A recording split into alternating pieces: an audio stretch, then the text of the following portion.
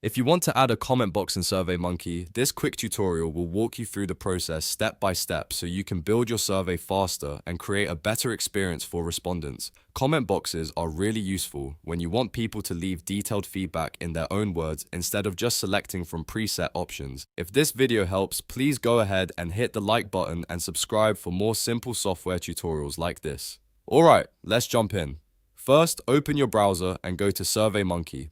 Once you're on the homepage, sign into your account if you haven't already. After that, click on Survey to start working on your survey project. This takes you into the Survey Builder, where you can add new questions and customize the layout. Next, look for the Options area. This is where SurveyMonkey lets you control different survey building settings and question tools. After clicking Options, select Build. Build mode is where you can actually add and edit questions inside your survey. Now in the question list or question menu, find comment box. Double click on comment box to insert it into your survey. If it doesn't appear immediately, wait for the question box to load and then open the drop-down menu connected to the question type.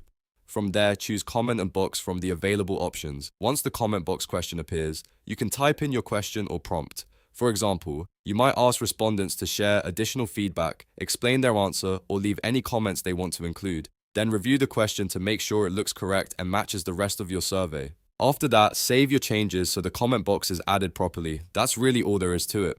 In just a few clicks, you can add a comment box in SurveyMonkey and start collecting open-ended responses from your audience.